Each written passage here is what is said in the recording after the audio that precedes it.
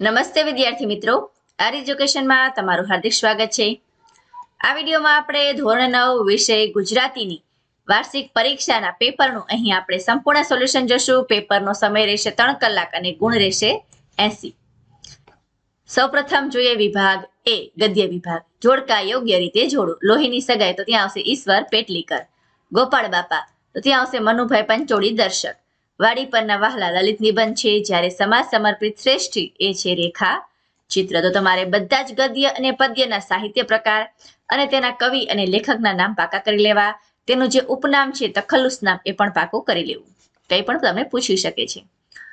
આપેલા પ્રશ્નોના એક વાક્યમાં ઉત્તર લખો. તો અહીં પણ આપણને 4 પ્રશ્ન આપેલા છે. પછી ક છે તો કમાં પણ આપણને ટૂંકમાં ઉત્તર આપેલા છે અને ડ માં આપણને જે પ્રશ્ન આપેલા છે તેમાં આપણે સવિસ્તાર ઉત્તર લખવાના છે. તો હવે જોઈએ આ બધા જ પ્રશ્નોના આન્સર. તમે સ્ક્રીનશોટ લઈ શકો છો. તો પેલો પ્રશ્ન છે, ખોટું કાર્ય કર્યાના અપરાધમાંથી બહાર આવવા શું કરવું જોઈએ? તો ખોટું કાર્ય કર્યાના અપરાધમાંથી બહાર આવવા આપણે જોખમ ખેડીને પણ દોષ કબૂલ કરવો જ જોઈએ. બાળકોની નજરમાં શું આવી જાય છે? તો ઢેલે કેટલા ઈંડા મૂક્યા છે તે, બુલબુલે ક્યાં ને કેવો માળો કર્યો છે તે, કાકીડાએ કેવા રંગ ધારણ કર્યા છે તે વગેરે બાળકોની નજરમાં આવી જાય છે. અરુણિમાએ કયો સંકલ્પ કર્યો? તો અરુણિમાએ સંકલ્પ કર્યો, હું પર્વતારોહણ કરીશ જ. પછી ચોથો પ્રશ્ન છે, ન્યુયોર્કની ભોયગાડીમાં કોણે સ્ત્રી દાક્ષિણ્ય દાખવ્યું હતું? તો એ મને આઈડિયા નથી, તમે કોમેન્ટમાં લખજો જવાબ. ગાંધીજીએ ચિઠ્ઠીમાં શું લખ્યું? તો ગાંધીજીના માંસાહારી ભાઈએ દેવું થયું હતું, આથી ભાઈના સોનાના કડામાંથી નાનો ટુકડો કાપી દેવું ચૂકવવા ગાંધીજીએ ભાઈને સાથ આપ્યો. આ ચોરી કર્યા પછી ગાંધીજીને પશ્ચાતાપ થયો અને ગાંધીજી એ ચિઠ્ઠીમાં આ ચોરી કર્યાની તેમણે નિખાલસ કબૂલાત કરી. ડોક્ટર અને નર્સમાં માનવતા કેમ જાગી ઉઠી? તો અરુણિમાનું ઓપરેશન કરીને પગ કાપવો પડે તેમ હતો, પરંતુ હોસ્પિટલમાં લોહીની કે એનેસ્થિયાની સગવડ ન હતી. આથી નર્સ ડોક્ટરને જાણ કરી, સરજી મારો પગ કપાય છું, આખી રાત રેલવે ટ્રેક પર પડી રહી, મેં ભયંકર વેદના સહન કરી, તો હવે તો તમે મારો પગ કાપશો ને હું વેદના સહન કરી લઈશ. આવી અડગતા જોઈ ડોક્ટર અને નર્સમાં માનવતા જાગી ઉઠી. દેવલાએ આબુ સાથેની દોસ્તીને કેવી રીતે નિભાવી? તમારા શબ્દોમાં લખો. તો દેવલાના નાચગાનથી પ્રસન્ન થયેલા ઇન્દ્ર રાજાએ દેવલાને વરદાન માંગવા કહ્યું. દેવલાએ ઇન્દ્ર રાજા પાસે તેના જૂના ભાઈબંધને સ્વર્ગમાં લાવવાની ઈચ્છા રજૂ કરી. ઇન્દ્ર રાજા દેવલાની ઈચ્છા પૂરી કરી અને બંને ભાઈબંધોને એક દિવસ સ્વર્ગમાં રહેવાનો લહાવો મળ્યો. આ રીતે દેવલાએ બાબુ સાથેની દોસ્તી નિભાવી. એના ઓપ્શનમાં છે તમને નાનજીભાઈ મહેતાના જીવનનો પંચશીલ સિદ્ધાંત, તો સાદું ભોજન, સાદો પહેરવેશ, સાદું લખાણ, સાદી ભાષા અને ઉચ્ચ વિચારો, આ એમના પંચશીલ સિદ્ધાંતો હતા. તમે વાંચી શકો છો. ત્યારબાદ છે ડ, જેમાં આપણે પ્રશ્નોના આન્સર સવિસ્તાર લખવાના છે. મમતામયી મા તરીકે અમૃત કાકીનું પાત્ર નિરૂપણ કરો. તો આ પાઠમાંથી એક તો સવિસ્તાર પ્રશ્ન દર વર્ષે પૂછાતો હોય છે, બરોબર. લાંબો જવાબ છે, તમે સ્ક્રીન ઉપર અમૃત કાકીનું પાત્ર નિરૂપણ વાંચી શકો છો, સ્ક્રીનશોટ પણ લઈ શકો છો. બીજો પ્રશ્ન, સોડાની મહેમાન ગતિનું વર્ણન કરો. તો એ પણ તમે સ્ક્રીન ઉપર વાંચી શકો છો, બરોબર. તમે તમારી નવનીતમાં પણ ટીક કરી શકો છો આઈએમપી પ્રશ્ન તરીકે. એના ઓપ્શનમાં છે, વાડીની લીલી દુનિયા વચ્ચે કેટલા જગત હોય છે? આ વાક્યની વાડી પરના વહાલા પાઠના આધારે ચર્ચા કરો. એટલે કે બે માંથી તમારે કોઈ એક પ્રશ્ન લખવાનો છે. તો તમે સ્ક્રીન ઉપર પણ આ જવાબ વાંચી શકો છો. તો પદ્ય વિભાગ હવે આગળ જોઈશું આપણે વિભાગ બ માં. તો એમાં પદ્ય વિભાગમાં અ માં જોઈએ તો લાલજીનું તખલ્લુસ નામ, તો એનું તખલ્લુસ નામ છે ઘાયલ. નરસિંહ મહેતાના કયા પદો લોકકંઠે ગવાય છે? તો પ્રભાતિયા. હાઈકુ કયા પ્રદેશનો સાહિત્ય પ્રકાર છે? જાપાન. મરચીવિયા કાવ્યનો સાહિત્ય પ્રકાર જણાવો. તો સોનેટ. ત્યારબાદ છે કાવ્ય પંક્તિ પૂર્ણ કરો. તો કાવ્ય પંક્તિ આ રીતે છે, મારા સપનામાં આવ્યા હરી, મને બોલાવી ઝુલાવી વહાલ કરી, સામે મરક મરક ઉભા, મારા મનની દ્વારિકાના સુબા. આ રીતે આપણે કાવ્ય પંક્તિ પૂર્ણ કરવાની હતી. પછી વિદ્યાર્થી મિત્રો કમાં તમને જોઈ શકો છો પદ્યમાંથી તમને પ્રશ્ન પૂછેલા છે. ડ વિભાગ જે છે એમાં આપણને સવિસ્તાર ઉત્તર પૂછાયેલા છે. તો હવે જોઈએ તેનો આન્સર. તો પદ્યનો પહેલો પ્રશ્ન છે, સાણા કઈ વાતમાં સાનમાં સમજી જાય છે? તો જે માણસના શરીર કામ કરવા તૈયાર ન હોય, એટલે કે કામકાજ કર્યા વગર આળસુ બનીને પડ્યા રહેતા હોય, કે જે હૈયા ફૂટલ હોય, એટલે કે કાચા કાનના હોય, અને જેને ગમે તેટલું મળે તો પણ કોઈ વાતનો સંતોષ ન હોય, એ કળિયુગના માણસના લક્ષણ છે. આ વાત સાણા સાનમાં સમજી જાય છે. ગોવાળોમાં ગિરધર કઈ રીતે શોભે છે? તો જેમ તારામંડળમાં ચંદ્ર શોભે છે, જેમ સુવર્ણના અલંકારમાં જડેલો હીરો ઝગમગે છે અને ગોવાળોમાં ગિરધર શોભે છે. સોનાની દુકાને તેજમલ કઈ કસોટીમાંથી પાર ઉતર્યા? તો તેજમલ પોતાના સાથીઓ સોનીની દુકાને ગયા. ત્યાં પુરુષ અને સ્ત્રીની પરખ કરવાની હતી. સામાન્ય રીતે પુરુષો બેરખાની કિંમત પૂછતા હોય છે અને સ્ત્રીઓ ઝુમડાની કિંમત પૂછતા હોય. અહીં તો અવળું થયું. તેજમલે બેરખાની કિંમત પૂછી. આ રીતે સોનીની દુકાને તેજમલે પોતાની ઓળખ છુપાવવાની કસોટીમાંથી પાર ઉતર્યા. એના ઓપ્શનમાં છે બેમાંથી એક આપણે લખીશું. કવિને માતા પાસેથી શું મળ્યું? તો કવિને માતા પાસેથી એની હુંફાળી ગોદને સૂતી વખતે માની સોડ મળે છે. માની હાજરીથી મોટી રાહત મળે છે. માની આંખોમાંથી વાત્સલ્ય મળે છે. માનો પ્રેમાળ સાથ સાંભળવા મળે છે. માના આલિંગનમાં પ્રેમનો સ્પર્શ મળે છે. એના પર માના હેતની હેલી સતત વર્ષે છે. માની શીતળ છાયા હુંફાળી માયા મળે છે. સવિસ્તારમાં છે પિતા સાથેનો પુત્રીનો આત્મીય સંબંધ. પપ્પા હવે ફોન મૂકું કાવ્યમાં કયા કયા શબ્દ પ્રયોગો દ્વારા વ્યક્ત થયો છે? તો તમે એ પ્રશ્ન સવિસ્તાર છે સ્ક્રીન ઉપર વાંચી શકો છો.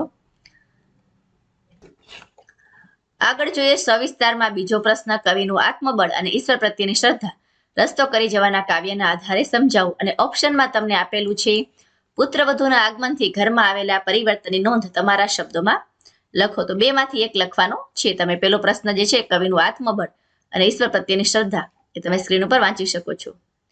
અને ત્યારબાદ પુત્રવધુના આગમનથી ઘરમાં આવેલા પરિવર્તનો. બંને આઈએમપી પ્રશ્ન છે.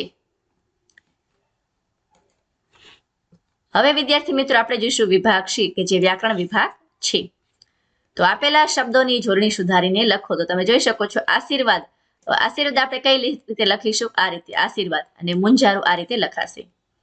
નયન તો ને વત્તા અન.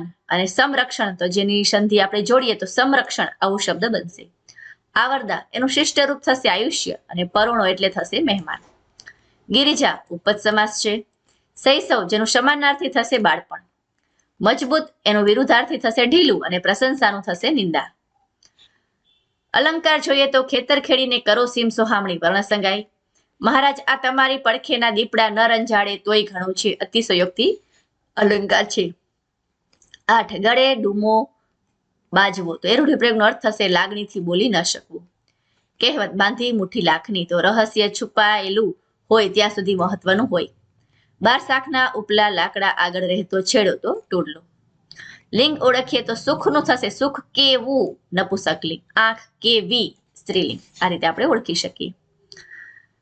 ત્યારબાદ જોઈએ એ આપણે અર્પણ કરીએ છીએ સમાજને કર્મણી પ્રયોગ. તો એ આપણાથી અર્પણ કરાય છે સમાજને. આવું કંઈક કર્મણી વાક્ય બનશે. ને પ્રેરક જોઈએ તો અહીં આપણે ગાડું આગળ ચાલ્યું એમાં બળદ શબ્દ ઉમેરીશું. બળદે ગાડું આગળ ચલાવ્યું. આ રીતે આપણે પ્રેરક બનાવીશું. કાબરી જીવે છે નિષેધ વાક્ય. તો કે કાબરી મરી નથી. હરી બોલ્યા તું બહાર થઈ ગઈ. ઉદ્ગાર વાક્ય તમારે જાતે બનાવવાનું છે. પછી છે ગોપાળ બાપાએ આંબા જાંબુડા અને ચીકુ વાવ્યા હતા. તો આ થશે સંયુક્ત વાક્ય. અને અરુણિમાના થીજેલા હાથમાંથી લોહી નીકળવું શરૂ થયું. છતાં પડતી ઉડતી અને જજુમતી એ નીચે આવી સંકુલ વાક્ય. સિંહાસન પર ઇન્દ્ર રાજા બિરાજેલા. તો ભૂતકાળ છે. અને યુવાન માર્કંડેય પૂજામાં બેઠો છે વર્તમાન કાળ. અનિચ્છા તો અનિચ્છામાં આગળ જે છે અન એ થશે પૂર્વ પ્રત્યય એટલે કે આગળ લાગતો પ્રત્યય. અને ધાર્મિક આ રીતે ધાર્મિક સામાજિક વ્યવહારિક તો જે ઇક શબ્દ છે એ ઇક છે પર પ્રત્યય. વિભાગ ડી જોઈએ અર્થગ્રહણ એટલે કે લેખન વિભાગ. જેમાં પેલું છે વિદ્યા પુસ્તકમાં અને પર કબજામાં ધન ભીડ પડે કામ ન આવે ને ધન. અને ઓપ્શનમાં છે પુરુષાર્થ વિના પ્રારબ્ધ પાંગડું છે. બેમાંથી એક તમારે અર્થ વિસ્તાર લખવાનો છે. તો પેલા જે છે પંક્તિ છે કે પુસ્તકમાં રહેલી વિદ્યા અને પારકા પાસે રહેલું આપણું ધન આપણને જરૂર હોય ત્યારે આપણા ઉપયોગમાં આવતા નથી. એનો તમે અર્થ વાંચી શકો છો. બીજો અર્થ વિસ્તાર છે પુરુષાર્થ વિના પ્રારબ્ધ પાંગડું છે. જેનો અર્થ તમે સ્ક્રીન ઉપર વાંચી શકો છો. પેપરમાં આગળ જોઈએ તો વિદ્યાર્થી મિત્રો તમારે જન્મદિવસની ઉજવણીમાં હાજર રહેવા આમંત્રણ આપતો પત્ર તમારે મિત્રને લખવાનો છે. અને કમાં છે વૃક્ષારોપણ દિનની ઉજવણી કરતો અહેવાલ 100 શબ્દોમાં. તો જન્મદિવસની ઉજવણીમાં આપણે પત્ર લખીએ ત્યારે આપણે અહીં આપણે એડ્રેસ લખવાનું થશે. બરોબર. આપણને ન આપ્યું હોય તો આપણે કોઈ પણ એડ્રેસ લખી શકીએ. પછી મિત્રને સંબોધન પ્રિય મિત્ર, સ્નસ્દે નમસ્કાર. હું કુશળ છું અને આશા રાખું છું તું પણ કુશળ હશે. થોડા દિવસો પછી આપણું વેકેશન પૂરું થશે અને શાળાનું નવું સત્ર શરૂ થશે. વેકેશન દરમિયાન 11મા ધોરણમાં પાઠ્યપુસ્તકો મેળવીને મેં થોડું ઘણું વાંચન શરૂ કર્યું છે. તું પણ અભ્યાસમાં વ્યસ્ત હોઈશ. આ રીતે આપણે વાત કરીને પછી આપણે બીજા પેરેગ્રાફમાં આપણી જે મુખ્ય વાત છે કે તને આ મહિનાની 10મી તારીખે મારો જન્મદિવસ છે. તને ખબર છે ને, દર વખતની જેમ આ વખતે પણ જન્મદિવસ ઉજવવાનું આયોજન કર્યું છે. તો તારે મારા જન્મદિવસની ઉજવણીમાં હાજર રહેવા વિનંતી કરું છું. આશા રાખું છું કે તું મારા વાતનું માન રાખીશ અને મારા જન્મદિવસની ઉજવણીમાં હાજર રહીશ. તો આ રીતે આપણે જે મેઇન વાત છે આપણે પત્રમાં હોવી જોઈએ. અને છેલ્લે તારો મિત્ર ગોપાલ. આ રીતે પછી છે વૃક્ષારોપણ દિનની ઉજવણી. તમારા સિટીનું નામ લખવાનું, તાલુકો લખવાનો અને પછી તમે વૃક્ષારોપણના દિવસની કેવી રીતે ઉજવણી કરી એવું અહેવાલ સ્વરૂપે લખવાનું છે. તમે સ્ક્રીન ઉપર વાંચી શકો છો, સ્ક્રીનશોટ પણ લઈ શકો છો. ત્યારબાદ આગળ જોઈએ તો ગદ્યખંડ વાંચવાનો છે અને પ્રશ્નોના જવાબ લખવાના છે. તો પહેલા જે આ પેરેગ્રાફ છે ધ્યાનથી વાંચી લેવું. વૃક્ષો અન્યના સુખ માટે શું કરતા હોય છે? તો વૃક્ષો અન્યના સુખ માટે તો કે પોતે તાપમાં તપીને અને અસહ્ય ગરમી વેઠીને બીજાને પોતાના ફળ આપે છે, બીજાને છાંયડો આપે છે. આ રીતે આપણે લખી શકશું. ત્યારબાદ જોઈએ નાશવંત કાયાની ઉપયોગિતા ક્યારે નકામી છે? તો નાશવંત કાયાની ઉપયોગિતા પરોપકારથી ન થવાનો, બરાબર, કાયાનો ઉપયોગ પરોપકાર અર્થે ન થાય તો નાશવંત કાયાની ઉપયોગિતા નકામી છે. કોણ પ્રાણાંતે પોતાના સદગુણો ત્યજતું નથી? તો ઉદાર માણસો પ્રાણાંતે પોતાના સદગુણો ત્યજતા નથી. અને ગદ્યખંડની યોગ્ય શીર્ષક તો જીવનની સાર્થકતા, પરોપકારી મનુષ્ય, આવું આપણે શીર્ષક લખી શકીએ છીએ. છેલ્લે છે નિબંધ, વિજ્ઞાન, વરદાન કે અભિશાપ, અને ઓપ્શનમાં લોકશાહીનું પર્વ, ચૂંટણી. બેમાંથી એક નિબંધ લખવાના છે. તો વિદ્યાર્થી મિત્રો, આ જે પેપર છે એ તમારું પ્રેક્ટિસ પેપર છે. તમે આના આધારે વાર્ષિક પરીક્ષાના પેપરની તૈયારી કરી શકો છો, પેપર સ્ટાઇલ સમજી શકો છો. અને આવા અન્ય વિડીયોની પ્લેલિસ્ટ તમને ડિસ્ક્રિપ્શન બોક્સમાંથી મળી જશે, જ્યાં જઈને તમે અન્ય સોલ્યુશનો પણ જોઈ શકો છો.